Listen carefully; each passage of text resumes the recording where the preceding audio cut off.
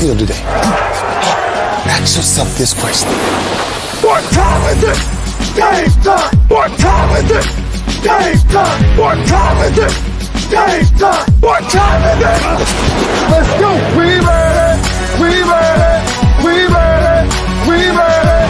And let's go to the house! And let's go to the house! When I step on the field, I send one message. And this is what it feels like. This is what it feels like. Football is getting hit. That's it. It's gonna be football now! What time is it? Game time! What time is it? Game time! What time is it? Game time! What time is it? Let's hunt now! Let's hunt now! Let's go! Let's hunt! We made it! And let's go to the house! And let's go to the house! We're talking about the Jets like we're talking about the Saints. You know, all this, how like we the Miami Heat of football. Yeah. The bottom line is you got to buckle up your chin strap. It's embarrassing. Yeah. Don't disrespect the game like that. There's too much crying from them. He's a man. They can be hit just like us. He's a man. You already make the big money. He's a man. Don't cry when you step on the field, man. That's war out there. When I step on the field, I send one message. This is what it feels like. Oh, my bad. Your bad don't work in my world. What time is it? Game time! What time is it? Game time! What time is it? Game time! What time is it? Let's go! Let's go! Let's go! We made it! And let's go to the house! And let's go to the house! It's a wrap. Game over.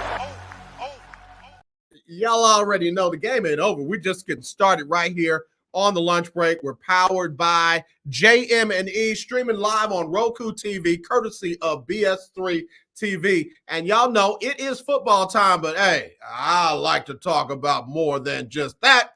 And to do that, I got me a brother joining me all the way from down there in Mississippi, the Running Rebs on the women's side, college basketball. It's Coach Chris Ayers. Chris, how you doing, man? I'm doing all right, man. That hype video had me ready to run through the tunnel. Well, let me tell you, man. I get that thing going when I visit the gym, and I feel like I can do some things after Ray get me fired up, man. So, yeah, man, I appreciate you making the time for me. I know we don't have you all day, but let me just ask you right off the rip, man. What gets you motivated? What gets you excited about what you're doing down there with the Lady Running Rebs of Ole Miss?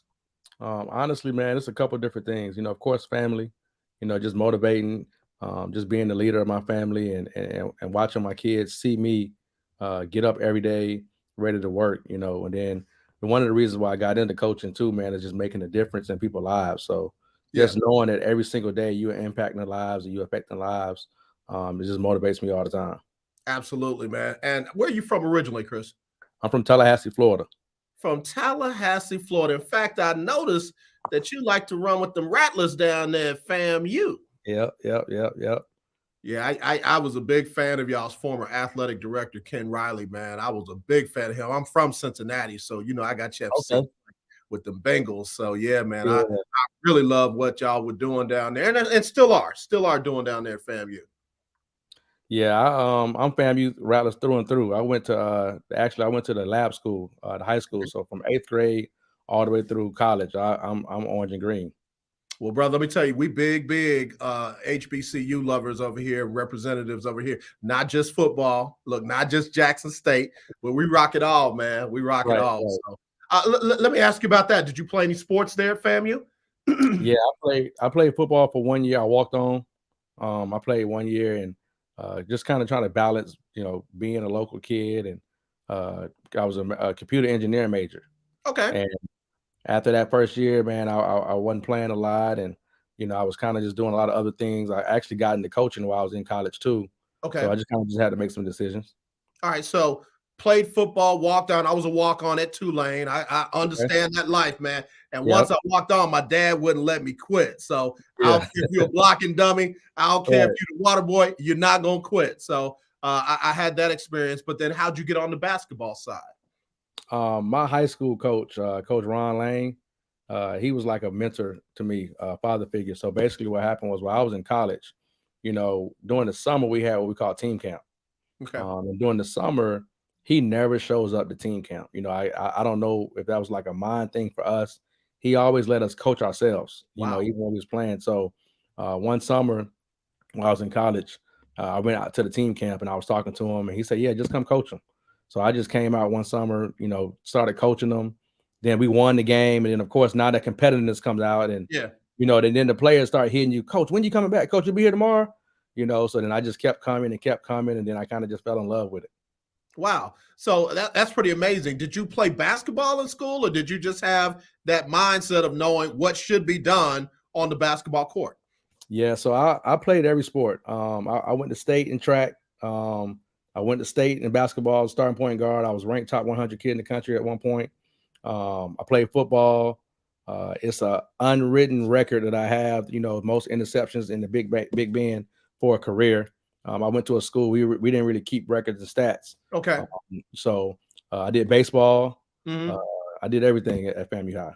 Man, let me just tell you something, bro. You real modest, man. You real modest. I would have had some of that written on my forehead, Doc. Like, did you see this over here? Yo, I forgot to tell you about this over here. Right. Yeah, we got Chris Ayers joining us. He is one of the coaches at Ole Miss on the women's side, man. And bro, your coach has a lot of great things to say about you, man. In fact, let me read this quote from Coach McPhee McEwen. Says Chris Ayers is one of the best relationship builders in the country. He has a grassroots experience and is great with player development, and his communication skills, both with players and the community at large, are superb. He is a force to be reckoned with in this business. Bruh, that's high praise right there, man. Talk about your relationship with your coach and talk about hearing her say that right there.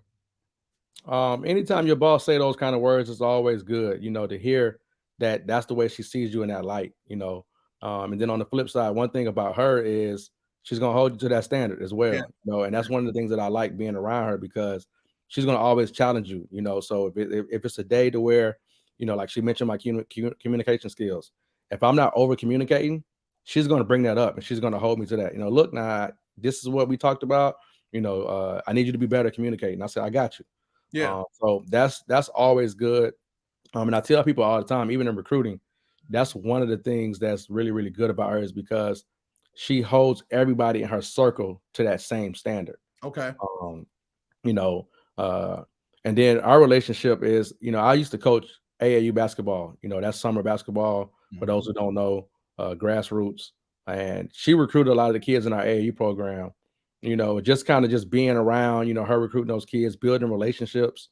I may be at a tournament and I may see a kid that she may not know about. And I would probably call her or maybe call her assistant and tell her, hey, coach, come check this kid out. Come check that kid out.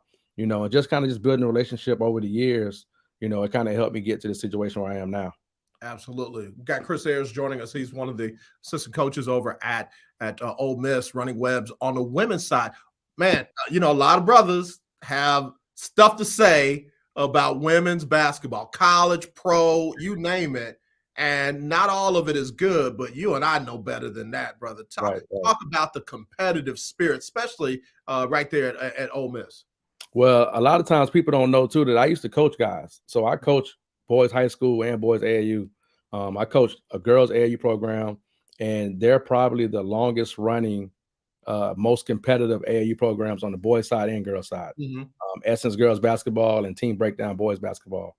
So people ask me all the time, what is the difference? How is it coaching girls? And I tell people, like you said, from a competitive standpoint, it's the same. Yeah. Those girls want to be great. Those guys want to be great.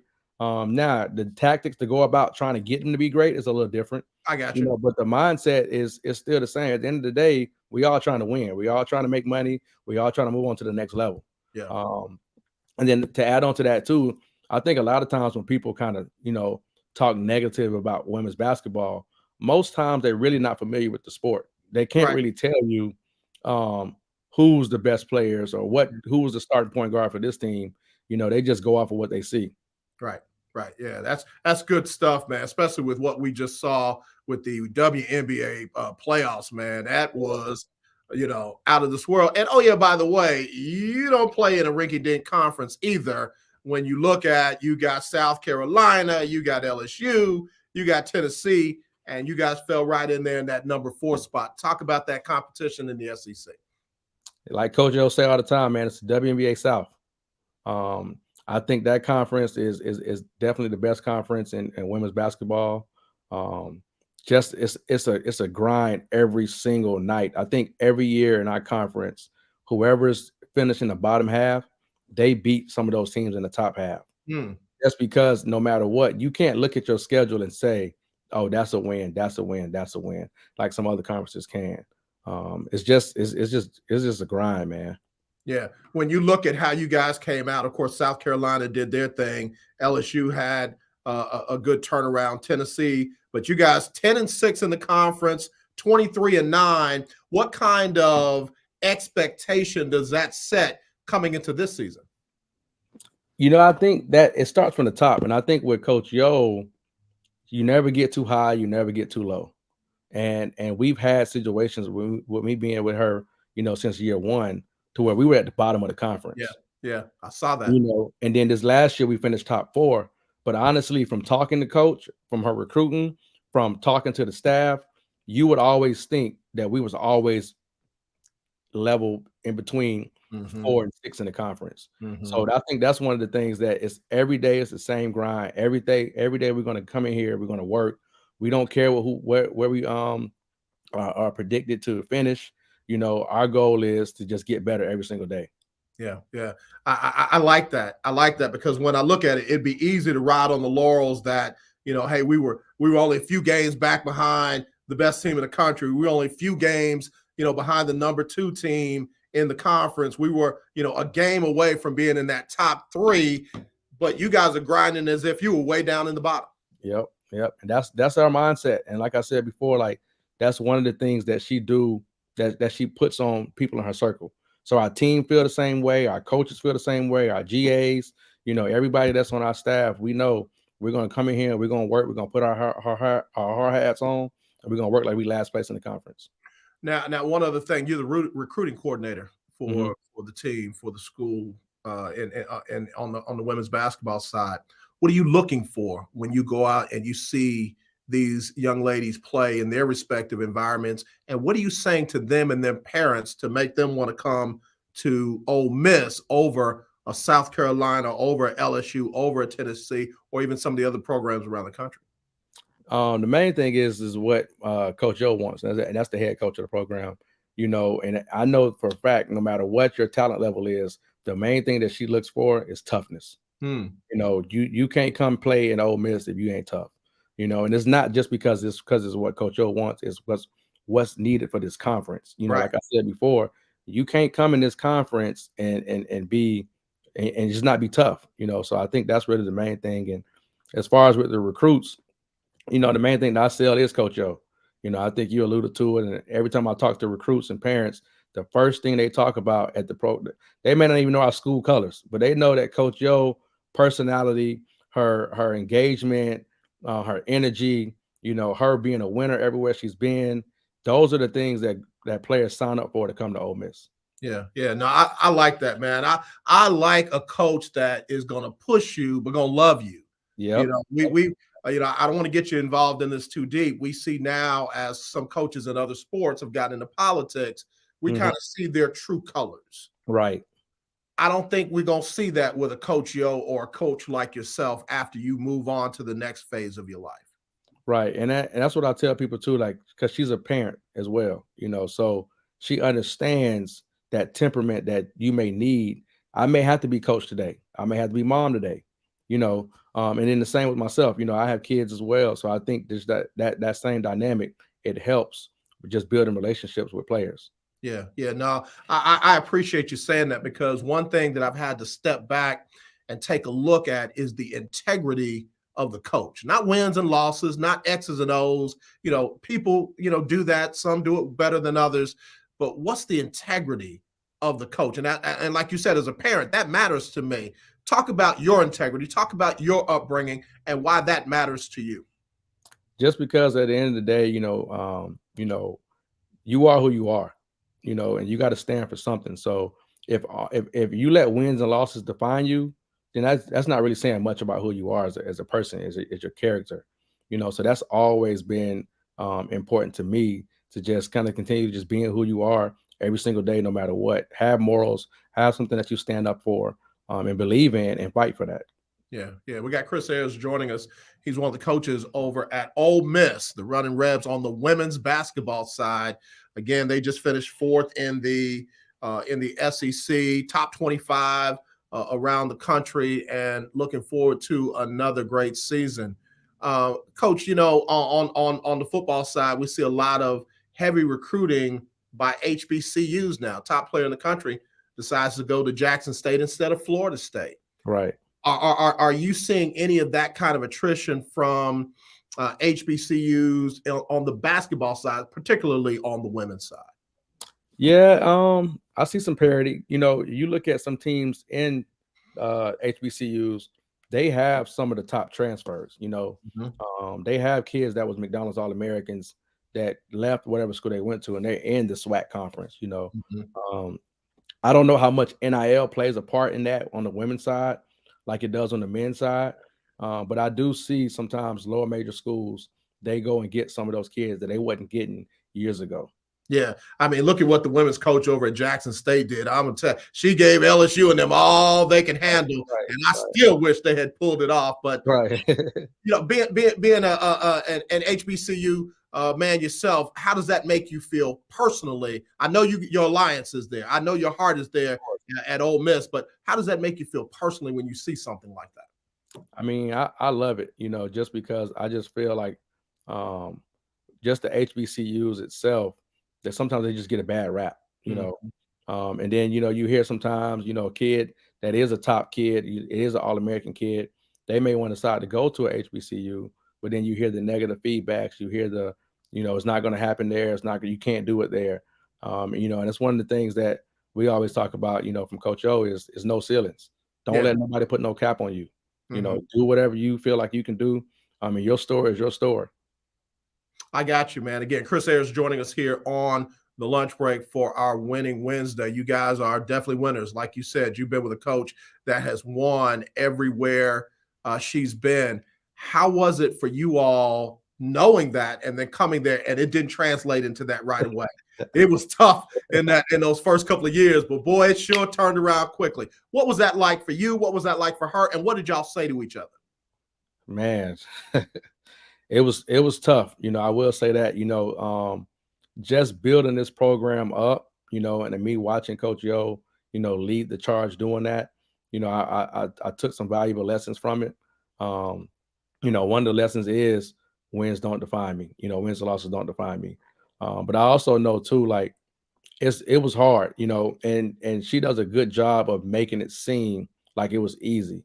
And I say that because I hear other coaches get head coaching jobs at bad programs or programs that haven't won in a long time.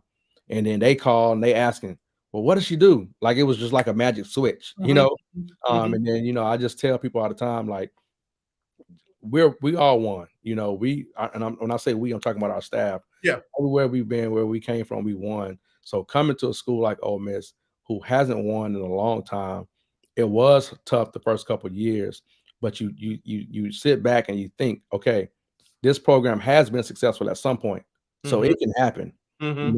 We just got to stay the course. We got to stick to our values, our culture, and I tell people all the time, I think the biggest thing that Coach did to turn this program around, it was turning the culture around.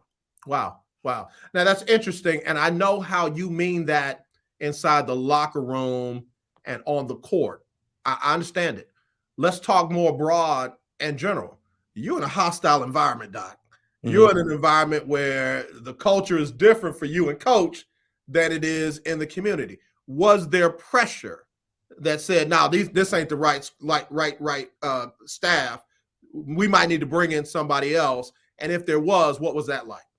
To be honest with you, I didn't feel it. My head coach may have a different, but I like I said, I don't think so. People, it's a big misperception on Mississippi and Oxford. A lot of times people think, dang, Mississippi, I'm going to Mississippi. And then when they get here, they be like, oh man, this is like a city from wherever they from. Honestly, the community here embraces Ole Miss sports. Wow. We're like rock stars. You know, I would go through Walmart. I was on the phone with a recruit earlier. Last night, and I'm walking through Walmart on the phone, and I spoke to about 4 or 5 different people, and she was like, "Dang, coach, you're a superstar." So of course, you know, I took that little moment. You know, so it's not what people think, and that's what we used to tell people all the time. You know, come see for yourself. Don't let Yeah. nobody tell you about Ole Miss. Don't let nobody tell you about Oxford. You come and you see for yourself, and I promise you, it's not what you think it is. Coach, I'm glad you said that because I'm gonna have a confession moment. You're gonna be my priest right now. Okay, My let's do daddy it. told me that you just don't gas up in Mississippi. You just don't gas up. You gas up in Louisiana, and you don't stop again till you get to somewhere around Alabama or even further if you can. And Well, I literally grew up believing that. And mhm. times change, and like you said, it's different in Oxford. It's different in Jackson and some of those other areas. And I'm really glad to hear you say that. So thank you for that, man. You really Well, just let me ask you this. You read the news, right? yeah, I do. You see all this stuff that's going on in America. Yeah. Is it in Mississippi? I ain't heard about it in Mississippi. I heard bad water. I heard Bad water. Yeah, I can't do nothing about the bad water. Now. yeah. I hear people, redirecting money for welfare recipients for their daughters' gyms and stuff like that. I hear about that. But Right. you're right. Some of the other stuff we haven't heard about some of the other stuff in a long, long time. Right. So my thing is that, like, do I not gas up in Georgia? Do I not gas up in Louisiana? Do I not gas up in Alabama? Yeah. You know, so I just think like that's the perception. And that's why we always say come see for yourself, because Right. you can take what somebody says and take that, or you can come see and be like, it's really not like what you think it is. And I'm gonna be honest with you, when I got the job, I was driving down and I was like, dang, I'm going to Mississippi. My whole mind had a whole bunch of thoughts. When I showed up on campus, and this is not no diss to anybody else, when I showed up on campus, we had more minorities on campus than the previous institution that I came from. When I did a breakdown of different universities in the SEC, we're one of the top in the SEC with minorities on campus. And I didn't know that. You know, Wow. that was shocking to me as well. Wow. Yeah, I'm again, I'm a little speechless because I'm like, wait, really? And I'm running through the schools around and I'm like, Right. really? Okay. Right. Okay. I love that, man. Again, see, this is why I'm glad we got you on. And I didn't want to pre-format, the questions we're going to ask, because this is valuable information. Right. This literally might help a parent or a kid or just somebody who's living there feeling like there's something better. They might feel better about the opportunity that they have right there in front of them. Come see, man. We always say the sip is the move. Come see for yourself. Well, all I know is it was always good kicking in the sip, man. I got Oh, family. yeah. There's Yeah. always good food in the I didn't sip. gain a couple pounds of that right now. I got to go work out. Hey, man, so how do you deal with life issues, man? Again, you talked about we got a lot going on around here societally. We got a lot going on around here emotionally, racially, what have you. How do you deal with those life issues with these young ladies while they're in your care? I mean, basically, like I said before, you got to kind of have something that you stand for. Yeah. Your core values, your culture. You got to just have some kind of morals too. And then just being a coach, you have to be able to help mentor and help guide kids in the right direction. Because a lot of times those kids, they don't really understand what they're saying or what they're doing. So you kind of have to show them, you got to kind of just lead the way, whether that's by action, whether that's by communication. And then, just always having an open door as well. You want to be able to have your players to come in and talk to you when things aren't going right, whether that's with basketball, whether that's with home, whether that's with school or whatever it is. Gotcha. That's good talk. All right, let's get back to the basketball side, and I know you got to go. Your girls take the court against Don Staley and that South Carolina team. How do you prepare your team to take on a team that some of them might think we're gonna beat them, coach? How do y'all prepare them for that? Honestly, man, it's almost the preparation is almost the same every single game. Like I said, because the SEC is so challenging, we look at everybody the same. You want to prepare them the same way. You want to get them right mentally the same way. You want to make sure their legs are the same way. And then we just over prepare them with the scout, just giving them information and just letting them know, like, look, everybody's beatable. Nobody's up here, nobody's down here. Just put your hard hat on and just get ready to work. That's good stuff, man. And then the last thing, when you plan a team and whatever the game plan is doesn't seem to be going the way you intended, a lot of folks think that coaches don't make adjustments like that. Look, when you losing, y'all the dumbest people in the world. Right. Talk about the adjustments that you do make, you try to make, and just how those games just kind of get away from us sometimes. Yeah, well, sometimes the adjustments could be something as simple as your rotations, you know, or it could be calling the timeout at a certain time, or it could be changing defenses or giving the ball to certain people. One of the adjustments that we made in the game one time was we were shooting too many threes, and we chart stuff like that. So now we got to get paint touches. Once we started getting the ball in the paint, good things started happening. And that's one thing that Coach O was really good at, is making adjustments, whether it's on the fly, whether it's at halftime, being strategic about that, making those adjustments it won us a couple games, I got you. Who should we be looking out for with the Lady Running Rebs this season? It's a couple of them. We got a kid on our team, man. She was the SEC Freshman of the Year a couple years ago, Madison Scott. Looking for her to come and step into her own. We got one that was the Sixth Woman of the Year last year, Angel Baker. Same, stepping into her own. We got a transfer who's on the Nancy Lieberman, the point guard, the top point guards in the country award list, Maya Taylor. Okay. So and then we got one, Snudda Collins. She was on the freshman team last year. And then we got a couple of transfers in, and Taya Singleton and Rita Ibakwe, Marquisha Davis. So I just feel like it's going to be a little bit more balanced this year. All right. We're going to be looking for you, man. I'm definitely going to be following y'all. And do me a favor. Don't be a stranger, man. Come back and give us an update on the Lady Running Rebs, man, and let us know how you're doing. Give Coach our love. Let her know she's got people in Houston praying for her. And, man, I can't wait to see how you guys do this year, man. Real excited about y'all. Nah, thank you for having me. I really appreciate it. All right, Chris, thanks again, and we'll talk to you soon, okay? All right, thanks. All right, y'all. Hey, listen, Chris Ayers, good brother, graduated from an HBCU and doing great things down there with the Lady Running Rebs of Ole Miss. I was glad to have him on the show. Just outstanding brother, and knows his stuff. I love the fact that he was able to translate his sports and from football, baseball, some basketball, track, and able to focus that on women's college basketball and having good results with the head coach over there at Ole Miss. So again, check them out, follow them, keep your eyes on them, because big things coming out of Oxford, Mississippi, as he said. All right, let me take a break, get a sip of water. He got me all fired up, and then we're going to talk about Winning Wednesday. I got to announce who just won $50 in the Lunch Break Weekly, keeping up with the Joneses Pick'em Challenge. Y'all keep it locked. We'll be right back right after this on the Lunch Break, powered by JM&E, streaming live on Roku TV, courtesy of BS3. Alicia. You can't hold somebody to that standard if you haven't voiced what you want and what you're needing from that. Mika.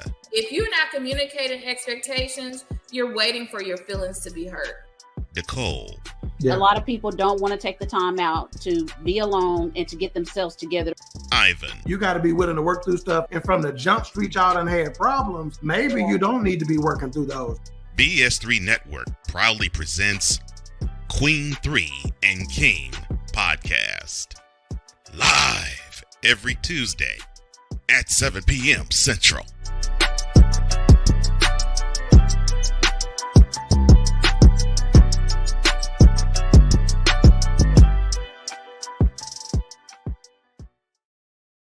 Man, I was on that show last night with the Queens and King Dog, and they set it on fire. If you have not seen the Queen 3 and King podcast, you got to look it up. They're on all social media platforms, and they're on Roku TV. All you got to do, if you have a Roku streaming device, download BS3 TV, and you can look at all of the previous shows for all the shows on the network.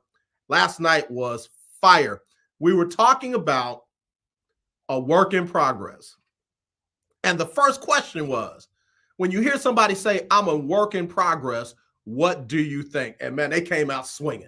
They came out swinging because you got a whole lot of people that talk about being a work in progress, and really all it is an excuse for bad behavior, an excuse for unchecked behavior, an excuse for not taking care of their own business. And I tell you what, man, again, go back, look at that one. You will be glad you did. I made a confession about something I did a long time ago, and it is a wonder that I'm walking around free. I'm serious.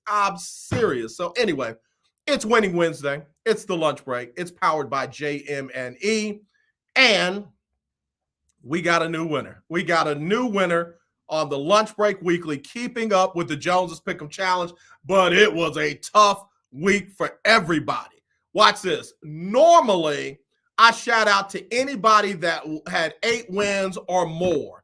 Anybody that was 500 or better, I shout out to them. And let me tell you, there were so few with 8 wins that I have to shout out to literally almost everybody. So let me shout out to all the 7-win folks. Shout out to CJ, she had 7. Lanny G, 7. Tony, 7. Rico had 7. My girl Britt had 7. Terry S had 7. Diz had 7. Andrea popped up with 7. T-Bone had 7. Al High, 7. Delano Yo had 7. Miss Pearl has been steady Eddie. She had 7 wins as well. Football G, which stands for Football God, had 7. Also, Chi-Town and Emmanuel. Those were the 7-win folks, and let me just say, they were not the winners. All right, are you ready? Drum roll, please. This week's winner with 8 wins, Keith Hennick. Nope. Todd, nope. King Doc, no. It was a 3-way tie between all 3 of them. Keith had 8, Todd had 8, King Doc had 8.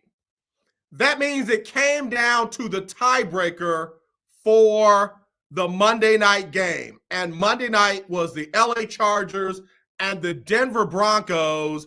The final score of the game was 19-16.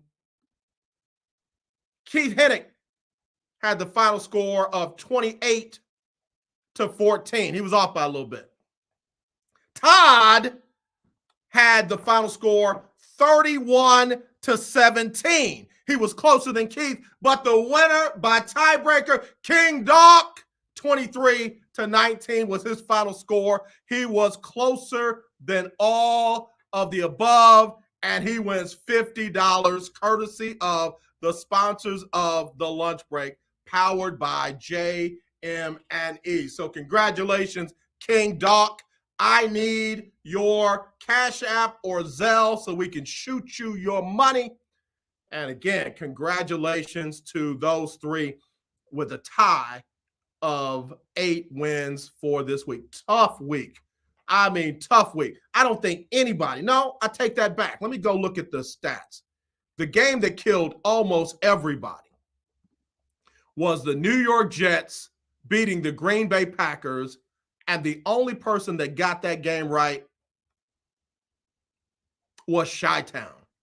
Chi-Town was the only one that picked the Jets over Green Bay, and Chi-Town finished with 7 wins. So even getting that one right wasn't enough because most folks got it wrong. So again, congratulations, King Doc. Congratulations on your big win. Now, let me give you the current standings. Current standings, you got to be in the top 6 in order to compete for $500 cash. Right now, at number 1, with 53 wins this season, Al High from the Casual Highlight Podcast. Number 2 with 52 wins, Chi-Town. And he is over Emmanuel by a tiebreaker. Emmanuel is 3rd with 52 wins. Number 4, King Doc, 49 wins. Number 5, Football G with 49 wins. And number 6, if it stopped right now, it would be Big Time Floyd in the number 6 spot with Keith, Todd, and Miss Pearl right there with 48 wins, but the tiebreaker has them out of the top 6. So just to round out the top 10, at number 10, you got Delano with 47, and at number 11, you got Erica with a K at 47. So again, Al High number 1, Chi-Town number 2, Emmanuel number 3, King Doc number 4, Football G number 5, and number 6, Big Time Floyd. Those would be the ones who'd be competing for $500 at the end of the season. Yeah, Keith Hennig, 8 wins, 1. A horrible week. You weren't as bad off as you thought you were. Keith said, one thing I know is I don't know anything about football, and Keith was tied for number 1 with 8 wins. So, Keith, you know a little bit more than you thought you did. You know a little bit more than you thought you did. But, again, congratulations, King Doc. Congratulations, King Doc. I don't think he's tuned in yet, but if he has, y'all let him know. All right, so now, if you've never played the Lunch Break Weekly, Keeping Up with the Joneses Pick'em Challenge, it's not too late. Here's what you got to do.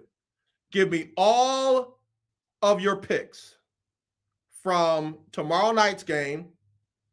Hold on, let me get it pulled up right here. From tomorrow night's game, the Saints versus the Cardinals. Give me all of the Sunday games, the Falcons and Bengals, Lions and Cowboys, Giants and Jags, Colts and Titans, Texans and Raiders, Steelers and Dolphins, Cleveland and Baltimore, Tampa Bay and Carolina, Green Bay and Washington, Jets at Broncos, Seahawks at Chargers, Kansas City and 49ers. And then for the Monday night game, give me the exact final score for both teams. You don't have to use point spreads. You don't have to pay an admission fee. Just pick all those games and get them to me by tomorrow, Thursday, at 6:00 p.m. Central. Got to have them in by 6:00 p.m. Central. You can text them 832-403-5005, 832-403-5005. Either myself or one of my amazing interns, Destiny or Ebony, will send you a message back. Got them.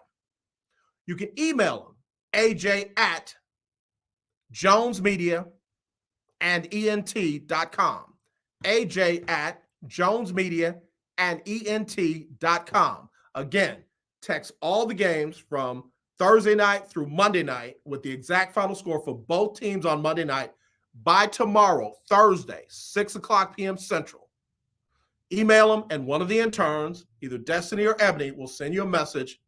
Got them. Once you do that, you're good. You don't have to pay anything. You don't have to register. You don't have to say, oh, I've never played before. You can play for the first time for the rest of the season and win $50 as many times as you possibly can. So there you go. Does Carolina have a quarterback? PJ Walker. PJ Walker.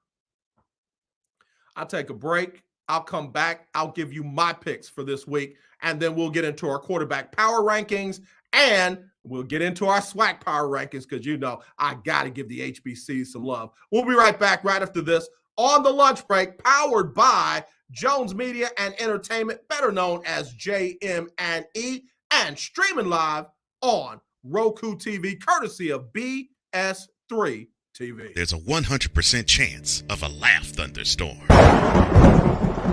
4 men with different viewpoints take a movie, show, or documentary and review it uncensored, unfiltered, uncompromised, with no holds barred. Join BS3, Wilkes, King Doc, and H-Rap B as they take on Hollywood their own way. BS3 Network proudly presents The Forecast, where H-Rap B always predicts, if I owe you something, I ain't got it. And if you need it, get it from God. live every Monday at 8:30 p.m. Central. Check your local listings for your viewing and listening pleasure.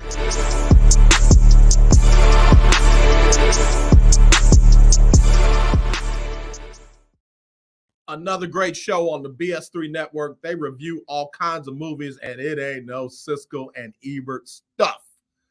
It ain't no Siskel and Ebert stuff. It's just real good, down home, make you say, what?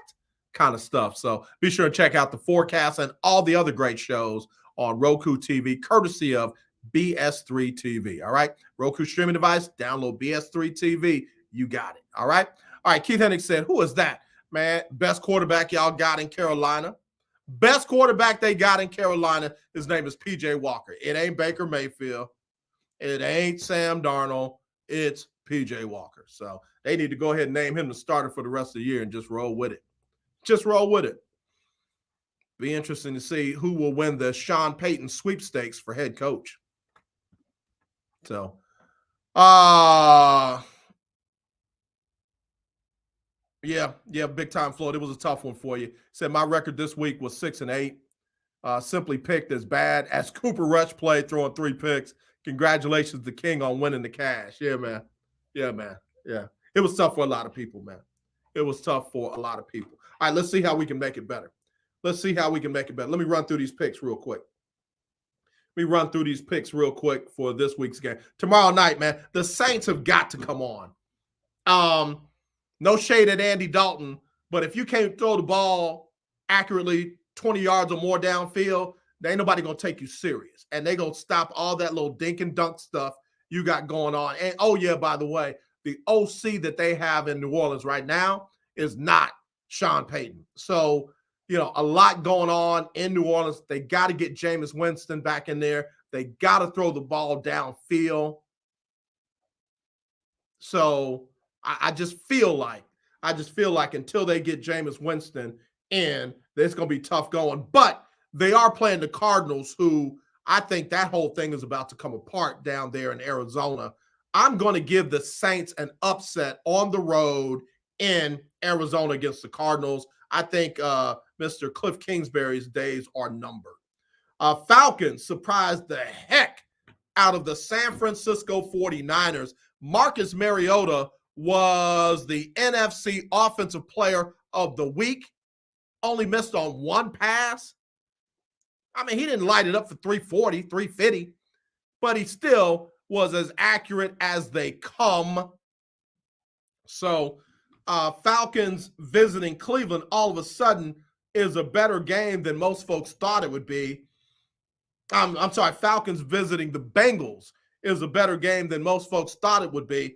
But I feel like Cincinnati is a different team at home. I'm going to give Cincinnati a close win on Sunday. The Lions and Dallas, again, Cooper Rush, if he's going to be the starter and he throws 3 picks, the Cowboys can lose. But the Cowboys defense is a dog. Those Cowboys defensive players bring it. So I'm going to go with the Cowboys at home in that one. Then you got Jacksonville hosting the New York Giants. I'm not betting against or picking against the Giants again this season. I'm not. I ain't saying they're going to go 16-1, but I'm saying they're going to beat Jacksonville in Jacksonville Sunday at noon Central. The Colts and Titans, that's a battle for first place. Colts feel like they've kind of turned the corner. The Titans coming off the bye week. It's going to be a good game. Here's what I'm going to say. Titans at home. Titans at home. That's the only reason why I'm giving it to the Titans. Titans at home. That's all I can say. Titans at home. Texans at the Raiders. Raiders got 1 win. Texans have 1 win. Texans just beat Jacksonville on the road. They have not won back-to-back road games in almost a decade. Now, it ain't been that long, but still, it's been a long time. I'm going to say, Josh McDaniels. No way he can coach another loss, right? I'm going to say Raiders at home. Steelers at Miami. Boy, Miami sure started off unbeatable. And Steelers seem to have found something defensively that worked. Kenny Pickett's, though, apparently has a concussion, is in the protocol, which means Mitchell Trubisky is back out there. I'm going Dolphins at home. I want Pittsburgh to win, but I'm going Dolphins at home. Cleveland at Baltimore. Listen, I don't know what's going on with John Harbaugh. I don't know. His decision making has been as bad as anybody else's in the league. And yes, Lamar Jackson threw a boneheaded interception that helped cost them that game this past week. I don't think they make the same mistakes. I've got the Ravens beating Cleveland in an AFC North battle. Tampa Bay, Carolina. No way Tampa Bay loses to Carolina at home. I'm going the Buccaneers in that one. Green Bay has got to bounce back from that embarrassing loss to the Commanders. And oh yeah, by the way, the head coach has spoken up. Matt LaFleur has spoken up because he's not going to be blamed for everything that who is pointing fingers at everybody on the field. I feel like Green Bay is going to bounce back in that one, but I don't know about the coach and the quarterback relationship. It definitely ain't what everybody thought it would be.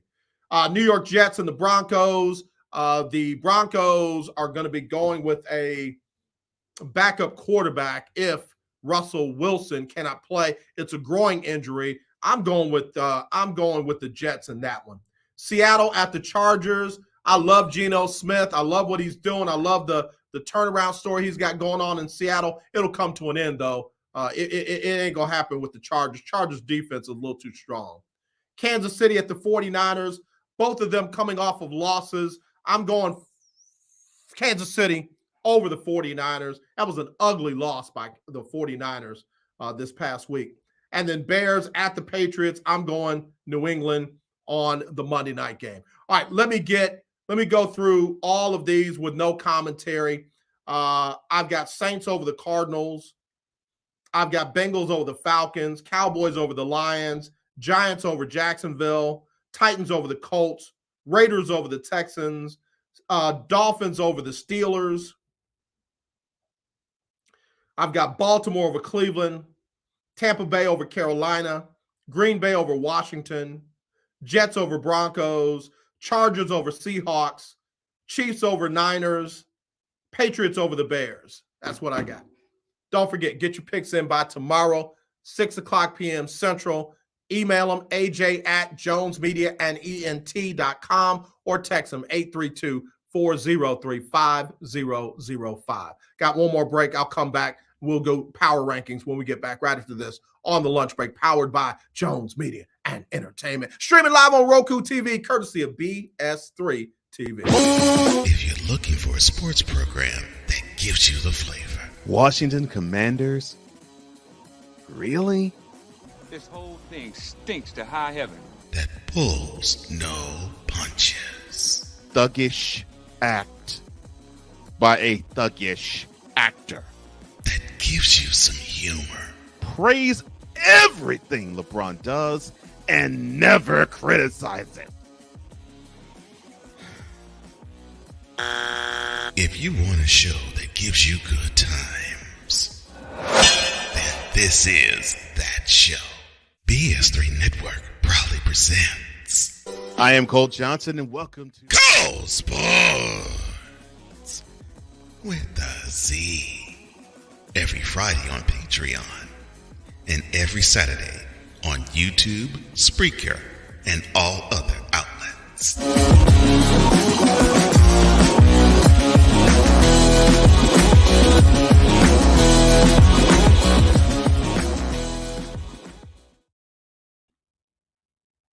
All right, y'all. We're back here on the lunch break, powered by JM&E, streaming live on Roku TV, courtesy of BS3 TV. Let me hit you with my power rankings real quick for quarterbacks in the NFL this week. I told somebody asked me about my power rankings, and then they asked me about, how I come up with them. And I do my power rankings by quarterback passer rating for that particular week, because here's what a major network does with theirs. They have the usual suspects every single week. At number 1, they got Josh Allen. At number 2, they got Pat Mahomes. At number 3, they got Aaron Rodgers. Please. He played like trash this past week. At number 4, Tom Brady. At number 5, Joe Burrow. 6, Justin Herbert. 7, Lamar Jackson. 8, Jalen Hurts. 9, Dak. Dak ain't played in forever. And 10, Matthew Stafford. Let me show you how we do our passer rate. We actually give love to people who deserve love. So let me go ahead and make this happen for you. All right. I'm on the wrong page. Let me go back to page number 1. All right. The number 1 rated quarterback this week, based on passer rating, is Bailey Zappi. Bailey Zappi, 111.4, and he completed 73% of his pass. Give that man some love. Give that man some love. Oh, yeah, and he led his team to a win. Number 2, Josh Allen, won a knockdown dragout over the Kansas City Chiefs, 109.1, 67% of his passes. I don't know why people say you can't teach accuracy, because this brother has been accurate all season long. Number 3, still rocking, Geno Smith, 108.1, completing 73% of his passes. At number 4, Patrick Mahomes, 106.1, completed 66% of his passes. At number 5, the man who pulled out a great win over the Dallas Cowboys to remain undefeated. And oh yeah, by the way, they're favorite in all of the rest of their games this season. I don't think they're going to go undefeated. Jalen Hurts, Channel View's own, 98.4, completing 67% of his passes. Joe Burrow at number 6, completing passer rating of 95.6, another 67% completion rate. Tom Brady at number 7, 95.1, 67% of his passes. Jimmy G, coming off of a loss, passer rating 94.8, completing 64% of his passes. At number 9, you know him from up there in Green Bay. At number 9, not number 3, 94.2, 67%. At number 10, Lamar Jackson, come off an ugly loss, bonehead interception, 93.2% passer rating, completed 62% of his passes. Justin Herbert, 93.1, 66%. Trevor Lawrence at number 12, 91.9, 66% completion rate. Andy Dalton, 90.6. Daniel Jones, 90.2. And Kirk Cousins, 88.7. That's my top 15 quarterback power rankings for this week. All right? Any questions? We're not just putting the usual suspects in there. All right? All right, listen, before I go, let me run down these SWAC rankings for you. Let me run down these SWAC power rankings for you. Number 1 in the SWAC again at 4-0 conference play, Jackson State. No surprise there. Number 2, yeah, I moved them up. Southern. They are the number 1 team on the west side of the SWAC. So that, for me, puts them over FAMU. They're 3-1. FAMU right there. Chris Ayers, alma mater. They're 3-1. At number 4, Prairie View. Tough loss to Southern when they played them, but Prairie View at 3-1. They're coming off of a bye week. At number 5, a surprise team, Alabama A&M. 3-1 in the SWAC, right behind Jackson State, right behind FAMU on the east side. At number 6, Alcorn. They got Texas Southern in town. They'll be 3-1. They'll be 3-1. At number 7, we got Alabama State, 2-2. They bounced back from that tough loss to Jackson State this past week. And at number 8, Texas Southern University. They got to go and visit Alcorn. Again, if TSU is for real, they'll win that game on the road, but I got Alcorn in that one. At number 9, Bethune-Cookman. At number 10, 11, and 12, the winless teams in the conference. Arkansas Pine Bluff at 10 for me. Grambling at 11, and Valley at 12. All right? There you go. There you go. All right. What else I got to go before we go? Keith Hennick, let me get some comments. Keith Hennick said, Brady better come back to life this week. Todd Bowles and Byron Leftwich got to come to life too. Definitely got to come to life. So, yeah, we'll see how things work out. we will see how things work out. Listen, I'm not going to belabor the time. I appreciate everybody tuning in. Definitely appreciate Chris Ayers, assistant women's basketball coach at Ole Miss, Lady Running Rebs. Looking forward to a big season from them. I still kind of got it. South Carolina, probably going to be LSU or Tennessee, and then I got Ole Miss running Rebs right there in there. All right. Listen, as always, let's not be divided. Let's be united. I love you. There's nothing you can do about it except tune in tomorrow for Throwback Thursday. I'll have a couple of guests with me tomorrow, so y'all check it out then. All right, y'all. Y'all take care. We'll talk to you soon. Sybil Wilkes with what you need to know. Today is Wednesday, October 19th, 2022. Number 1.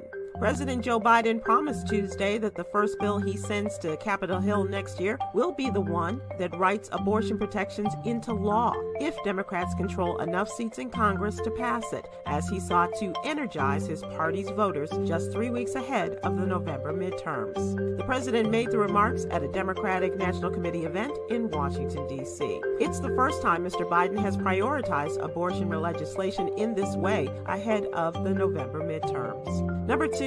Cannabis users soon may be a majority among young adults in the District of Columbia and several pot-friendly states. It's a trend that points to a potential future of destigmatized marijuana across much of the nation. According to federal data, more than 2/5 of young men and women nationwide now use cannabis at least on occasion, a number that has risen steadily in a decade of relentless legalization. Number 3, education in the state of Kentucky is facing its own difficult recovery from the COVID-19 pandemic.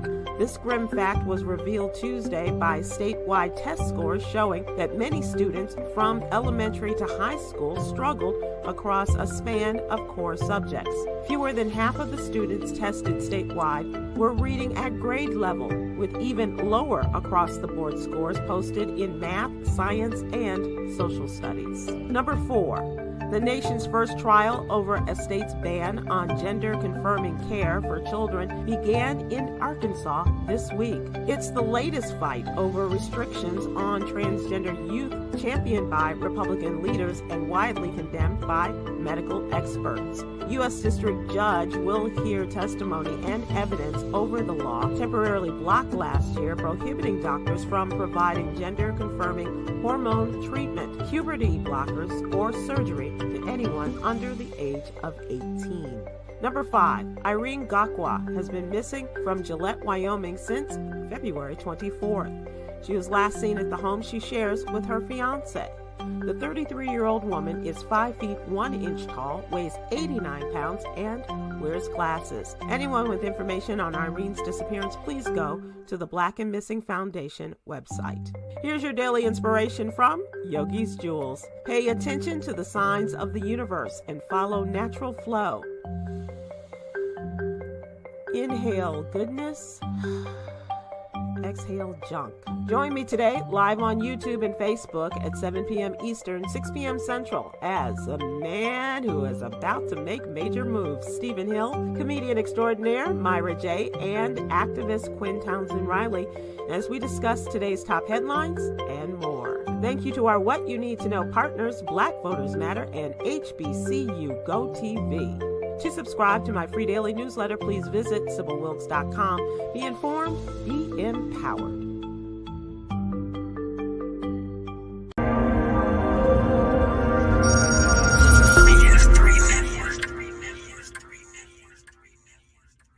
BS3 Network, changing the way you watch TV.